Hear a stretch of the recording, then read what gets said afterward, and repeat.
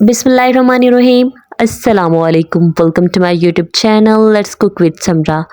आज हम puff pastry dough बना के तैयार करेंगे, वो भी इंतहाई आसान तरीके से। सबसे पहले एक मग के अंदर हमने 1.5 कप पानी ले लेना है। पानी यहाँ पे मैंने टैप वाटर लिया है नॉर्मल, ना ही ये गर्म है और ना ही बहुत ज़्यादा ठंडा पानी है। इसके अंदर हमने सबसे पहले 1 खाने का चम्मच नमक डालना है। 1 टेबलस्पून चीनी शामिल करेंगे हम इसके अंदर, जो कि तकरीबन 15 ग्राम है। साथ ही इसके अंदर 50 मिलीलीटर हमने ऑयल शामिल करना है। इन सारी चीज़ों को अच्छी तरह से मिक्स कर देंगे हम चम्मच की मदद से। मिक्स करने के बाद पानी को हम एक दफ़ा साइड पे रखते हैं, कवर करके इसको साइड पे कर देंगे हम। साथ ही अब हमने एक बड़े साइज़ का बाउल ले लेना है। इसके अंदर हमने मैदा शामिल करना है। यहाँ पे मैदा मैं 350 ग्राम इस्तेमाल कर रही हूँ, जो कि तकरीबन 3 कप के करीब बनता है। मैदे को अच्छी तरह से हमने छान लेना है। इसके अंदर कोई भी सुंडियाँ वगैरह या वेस्ट मटेरियल, कोई कंकर वगैरह होंगे तो वो निकल जाएंगे। मैदे को हमने यहाँ पे सारे के सारा छान लिया है हमने। ये प्रोसेस बहुत ही ज़रूरी है। अब हमने पानी शामिल करना है मैदे के अंदर, लेकिन सारा एकदम से शामिल नहीं करेंगे। पहले थोड़ा सा तकरीबन 1 कप पानी हम लोग शामिल कर लेंगे। चम्मच की मदद से हमने इसको मिक्स करना है। हमने पफ पेस्ट्रीज़ की जो डो बनानी है, डो को हमने सख्त बनाना है, बहुत नरम डो तैयार नहीं करेंगे। डो को थोड़ा सा हाथों की मदद से हम इकट्ठा कर लेंगे और फिर काउंटर सरफेस पे इसको निकाल लेंगे।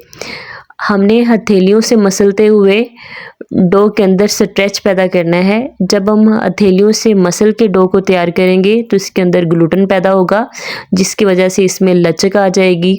7 से 8 मिनट गूंदने के बाद हमारी डो हो चुकी है तैयार। किसी साफ़ बाउल के अंदर इसको ट्रांसफ़र करेंगे और क्लिंग रैप की मदद से हमने इसको ऊपर से कवर कर देना है और कम से कम आधे घंटे का रेस्ट देना है। आधे घंटे के रेस्ट के दौरान अब यहाँ पे मैंने मार्जरीन ले ली है, ये 200 ग्राम मार्जरीन है। सबसे पहले हमने इसके बड़े बड़े पीस करने हैं और इसको अच्छी तरह से पीस करके हमने मैश कर लेना है ताकि ये नरम हो जाए।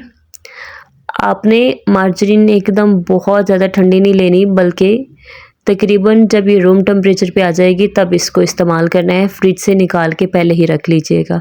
हाथों की मदद से हमने सारी की सारी मार्जरीन को इस तरह से मसल लेना है। मसल के इसका सॉफ्ट बटर टाइप टेक्सचर हमने तैयार कर लेना है। यहाँ पे आप देख सकते हैं सारे के सारे मार्जरीन के पीस जो थे उनको मैंने मसल लिया है।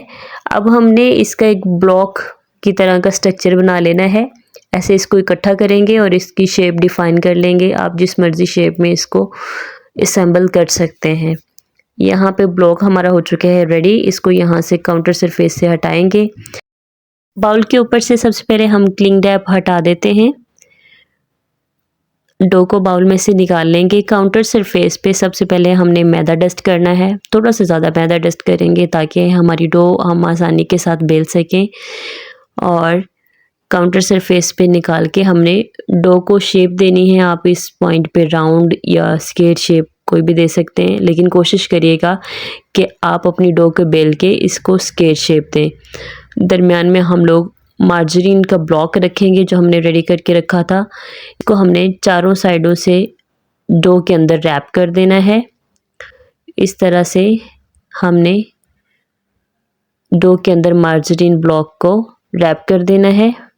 ये देखें जी, डो हमारी हो चुकी है रैप। अब हम आप इसको तकरीबन 10 मिनट का रेस्ट देंगे। 10 मिनट के बाद हमने इसको दोबारा से बेलना स्टार्ट करना है। यहाँ पे 10 मिनट गुजर चुके हैं। अब हम अपनी डो को काउंटर सरफेस पे मैदा डस्ट करने के बाद बेलेंगे। पहले आपने रोलिंग पिन को इसके ऊपर टैप टैप करना है ताकि मार्जरीन डो के अंदर इक्वल डिस्ट्रीब्यूट हो जाए। उसके बाद इसको बेलना स्टार्ट करना है। जैसे ही डो का साइज़ इतना ज़्यादा हो जाएगा कि हम इसको हर तरफ से इक्वल फोल्ड कर सकें, हम डो को फोल्ड कर लेंगे इस तरह से। दोबारा हमने इसको स्क्वेयर शेप ब्लॉक में इस तरह से दोबारा फिर रैप कर देना है और ये देखें हमने इसको बिल्कुल इक्वल कर लिया है। क्लिंग रैप के अंदर इसको हम लपेट के रख देंगे तकरीबन 30 मिनट के लिए, लेकिन इस दौरान 10-10 मिनट के फ़र्क से हमने दोबारा से अपनी डो को बेलना है। इसी तरह से स्क्वेयर शेप में बेलना है और दोबारा फिर इसको उसी शेप में फोल्ड करके रेस्ट पे रख देना है। तकरीबन आधा घंटा गुजर चुका है। अब हम दोबारा से अनरैप करेंगे अपनी डो को। बीच में मैंने 1-2 दफ़ा इसको दोबारा से फ़ोल्ड किया था। काउंटर सरफेस पे मैदा डस्ट करेंगे अच्छी तरह से और इस तरह से पहले टैप टैप करेंगे रोलिंग पिन को डो के ऊपर ताकि मार्जरीन इसके अंदर इक्वली डिस्ट्रीब्यूट हो जाए। फिर हमने इसको बेल के इतने साइज़ में बेलना है कि चारों तरफ से ये आसानी के साथ एक दूसरे के ऊपर रैप होके फोल्ड हो सके। ठीक है, यहाँ पे हमने इसी तरह से डो को बेल के बड़े साइज़ में कन्वर्ट कर लेना है। हमारी डो का साइज़ तकरीबन उतना हो चुका है जितना हमें फ़ोल्ड करने के लिए चाहिए। तो हम दोबारा से इस तरह से फ़ोल्ड लगाएंगे अपनी डो को। चारों साइडों से हमने इक्वली इसको फ़ोल्ड करना है और दोबारा से स्क्वेयर शेप में इसको रैप कर लेना है। यहाँ पे आप देख सकते हैं ये हमने दरमियान से भी इसको ऐसे फ़ोल्ड करना है और दोबारा फिर पकड़ के इसको फ़ोल्ड करेंगे और हमने इसका ब्लॉक तैयार कर लेना है। यहाँ पे तकरीबन इसकी ब्लॉक शेप आ चुकी है। काउंटर सरफेस को हमने क्लियर किया सेंटर में से। आप इसको रेफ्रिजरेट ज़रूर करिएगा तकरीबन 10 से 15 मिनट के लिए, उसके बाद कट करिएगा। यहाँ पे मैं आपको दिखाने के लिए और वीडियो को वाइंड अप करने के लिए काट के यहाँ पे दिखा रही हूँ। देख सकते हैं कि कितनी बेहतरीन और ज़बरदस्त लेयर्स बन के तैयार हो चुकी हैं। इसे क्लिंग रैप के अंदर हमने फोल्ड करना है और रेफ्रिजरेट कर लेना है। आप इसको 2 से 3 महीने के लिए बना के स्टोर कर सकते हैं। पूरा रमज़ान मुबारक इस्तेमाल कर सकते हैं। इससे बहुत सी मीठी और बहुत सी नमकीन डिशेस हम बना के तैयार कर सकते हैं। इसके साथ ही मुझे दीजिए इजाज़त, फिर हाजिर होंगी एक नई वीडियो के साथ। स्टे हैप्पी, अल्लाह हाफिज़।